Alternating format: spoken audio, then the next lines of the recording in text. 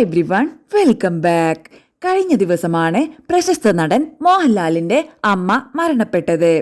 കൊച്ചി ഇളമക്കരയിലെ വീട്ടിൽ കഴിഞ്ഞ 10 വർഷമായി പക്ഷാഘാതത്തെ തുടർന്ന് വീട്ടിൽ ചികിത്സയിലും വിശ്രമത്തിലും ആയിരുന്നു.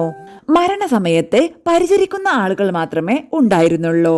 വിവരം അറിഞ്ഞ ഉടനെ മോഹൻലാലും കൂടെയുള്ളവരും എത്തിയിട്ടുണ്ട്. മോഹൻലാലിന്റെ അമ്മ എന്ന് പറയുമ്പോൾ നമ്മൾ എല്ലാവർക്കും അറിയുന്നതാണ്. പല ചിത്രങ്ങളിലൂടെയും മറ്റുമൊക്കെ വലിയ രീതിയിൽ മലയാളികൾക്കിടയിൽ നിന്ന ഒരു മുഖമാണ് ശാന്തകുമാരി അമ്മയുടേത്.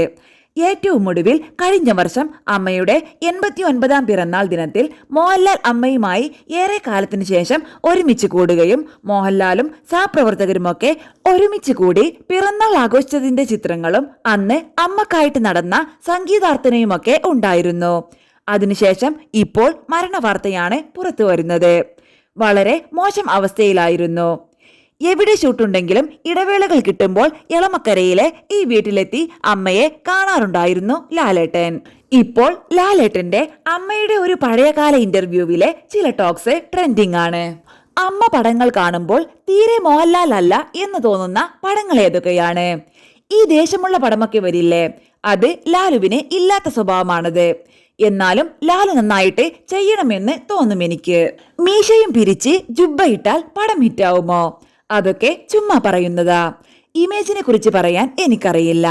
വാനപ്രസ്ഥമൊക്കെ ഒരുപാട് കഷ്ടപ്പെട്ട് ചെയ്ത പടമാണ്. ഞാൻ കണ്ടിട്ടില്ല ഷൂട്ടിങ്. അമ്മയ്ക്ക് കാണണോ എന്ന് ചോദിച്ചു.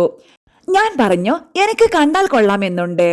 പൂതന സുന്ദരിയായിട്ട് വരുന്നില്ലേ, അത് കാണിക്കാൻ കൊണ്ടുപോയി. വളരെ നന്നായിരുന്നു.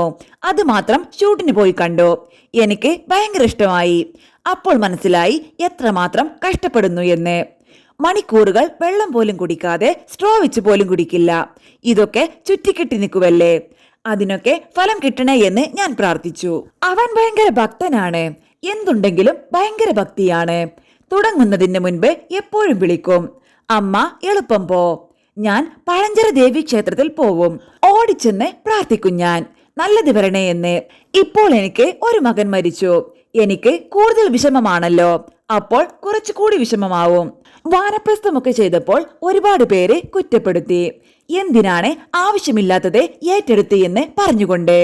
അത് അവന്റെ ഒരു ആഗ്രഹമാണ്, ആശയാണ്. പക്ഷെ നന്നായിട്ട് ചെയ്യാൻ പറ്റി. നമ്മൾ വരുമാനം മാത്രം നോക്കിയാൽ പറ്റില്ലല്ലോ. അവൻ പറഞ്ഞു, അമ്മേ എനിക്കൊരു തൃപ്തിയും കൂടി വേണ്ടേ? തീർച്ചയായിട്ടും വേണം. അവന്റെ തൃപ്തിയല്ലേ വലിയ തൃപ്തി. മലയാളികൾക്ക് ഇങ്ങനെയൊരു ഇതിഹാസത്തെ തന്ന അമ്മയ്ക്ക് ആദരാഞ്ജലികൾ.